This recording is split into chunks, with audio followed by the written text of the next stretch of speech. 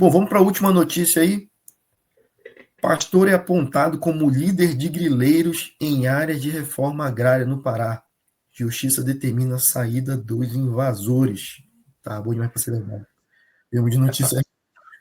Essa matéria, o lance do pastor é que realmente chamou muita atenção, né? Nós fizemos o post lá no Florestal Brasil e os comentários veio muito nessa linha, assim. Por algum motivo, eu imagino que seja por conta de política, mas os pastores estão muito associados a uma ala aí meio anti-sustentabilidade, né? Por conta do pessoal que eles estão associando. Isso não é uma regra geral, isso não significa que todos os pastores vão ser corruptos ou bandidos. Nesse caso aqui, já foi comprovado, a justiça já deliberou que eles têm 30 dias, ou pelo menos tinham 30 dias no momento da publicação da matéria, para poder deixar aquela área, uma área destinada à reforma agrária, né, pelo INCRA. Então, tinham vários outros grileiros ali, tinham empresários do setor, aquele tipo de empresário bacana, né, e esse pastor, ele era o que encabeçava ali, pois eles colocavam... eu não vou citar o nome do pastor, nem o nome quem quiser pode ler na matéria, mas só para evitar custos advocatícios aqui, eventuais. Mas isso tudo estava muito relacionado à violência no campo ali, conflitos que tinham naquela área. No Pará todo, é muito comum esses conflitos agrários, mas aquela área ali, esse processo de grilagem estava sendo mascarado por conta de uma associação. Eles estavam sob a fachada de uma associação que estava destinando essas terras para a reforma agrária, quando, na verdade, ele estava meio que baixando o cacete em todo mundo e ficando com as terras. Isso, infelizmente, é muito comum na Amazônia, no Pará, né? Essa grilagem de terra, principalmente se aproveitando de pessoas, muitas vezes, de baixa renda, pessoas de baixa escolaridade, né, que são enganadas por essas pessoas para justamente grilar terras. Né?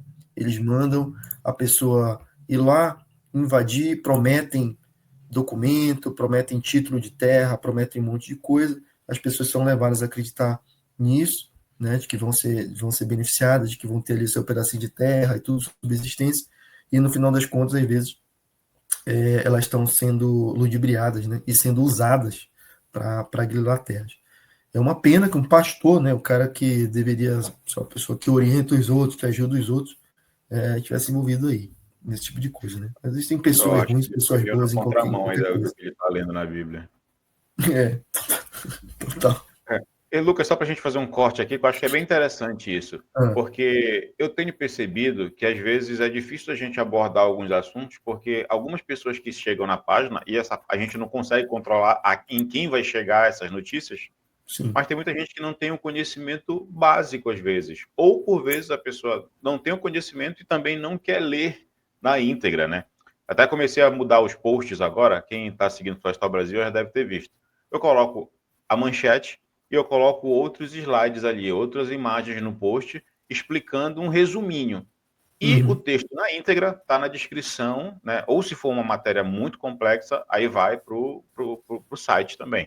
Ou seja, tem várias camadas aí de entendimento para a pessoa não ler a manchete e já sair comentando um monte de barbaridade. Mas acontece. Né? Tem uma matéria que não entrou aqui na nossa listinha de hoje, mas foi uma matéria que repercutiu muito, muito essa semana, que nós fizemos explicando o porquê que o IBAMA, o ICMBio acaba destruindo, operações da Polícia Federal, acabam destruindo máquinas. É um roubo aqui, tá? Não entrou no nosso top 3, então tô um roubo aqui. Mas as pessoas eu fico nervoso quando é ao vivo. Né? As pessoas simplesmente não leem na descrição que Sim. está escrito por que eles destroem. Aí um monte de comentário lá, é um absurdo. Não vou compartilhar aqui a tela, mas experimentem olhar lá no Instagram. Sim. Um monte de comentário lá. E por que não doa para a prefeitura? É corrupção, só de serviço, está poluindo a Amazônia, destruindo essas máquinas, é incêndio, é crime ambiental. Aí, gente, leiam tudo lá, porque está tudo explicado. Sabe? Sim. Então, eu vou fazer 2 perguntas aqui, antes da gente entrar. A primeira é, o que é grilagem, Lucas? Poderia explicar para a gente? O que é esse processo de grilagem? Tu quer explicação rápida ou... Não, aquele resumão mesmo, justamente para esse pessoal que acaba não tendo esse... Para o pessoal entender o que é grilagem, antes de criticar o pastor por ser pastor, criticar de fato o crime que o pastor ou qualquer outra pessoa envolvida fez. né? Não é o Boa. fato de ele ser pastor que faz com que ele seja criminoso, e sim o fato dele estar envolvido com grilagem de terras aqui no Pará. Perfeita colocação. Ó, eu vou explicar igual aquele cara que grava o vídeo com os irmãos, que chega assim, vocês sabiam que na década de 70 as pessoas, quando queriam pegar terras que não eram delas, elas invadiam essas terras e falsificavam documentos.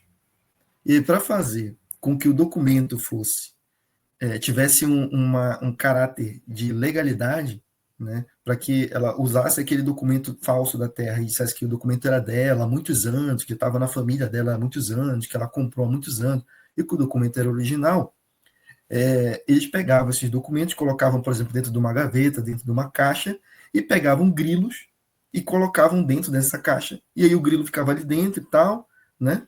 E o papel acabava ficando envelhecido, né? Pela ação do grilo ali, com as fezes do grilo, o grilo comia o papel, enfim, o papel ficava envelhecido. E daí que surgiu esse nome grileiros. É por isso que se chama grileiro. Agora tem que fazer uma cara como se não Devia sabia. ter profissional específico. Não, para esse tipo de papel aqui, o melhor grilo é essa É espécie a aqui. espécie do grilo, né? E tal. Deixar tantos dias, grilos jovens, fêmeas. E bom, então essa é a origem da palavra grileiro, né? Mas acho que o que o Harold quis que eu explicasse é como é que funciona a grilagem hoje no Brasil, né? Isso, obviamente, faz muitos anos atrás. Eu nem sei se é verdade isso mesmo, ou se é mais lenda, né? Ou se uma pessoa fez isso e a parada pegou, o nome pegou.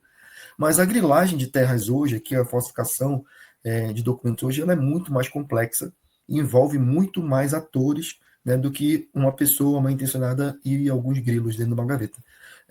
Isso é feito através de corrupção dentro dos órgãos ambientais, né, fraudes documentais, é, é, enfim, roubo, né, vários tipos de fraudes processuais para tornar legal uma área. Então, as pessoas realmente continuam invadindo as áreas, elas desmatam.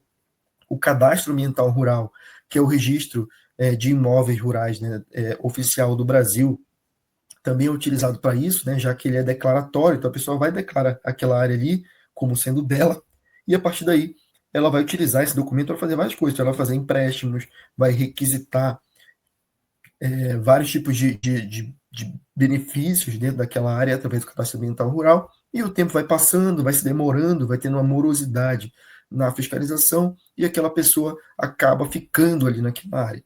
Então, hoje, o processo de grilagem ele ocorre mais ou menos dessa forma.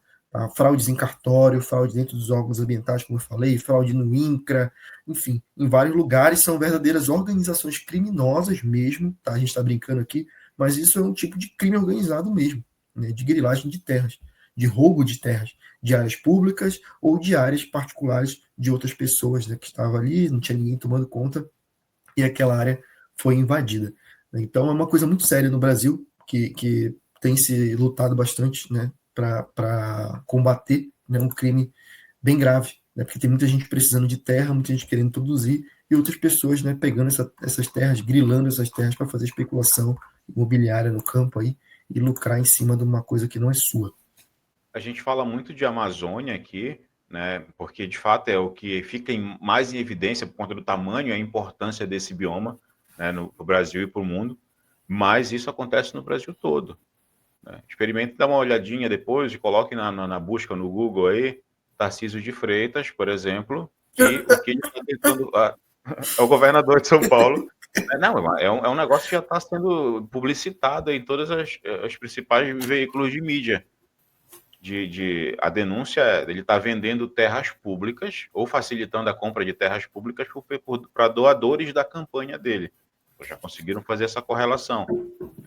Então, muitas dessas terras já estão, inclusive, descobriram que estão, inclusive, ocupadas. Então, daí vem o caso de grilagem fora da Amazônia. Isso acontece no Brasil todo, não é algo novo, e isso envolve muitos agentes públicos, não é algo que é simplesmente o cara que quer entrar na área e ele começa tudo. Não, como o Lucas falou, é uma rede criminosa, né, que envolve agentes públicos, envolve diversos setores empresariais aí.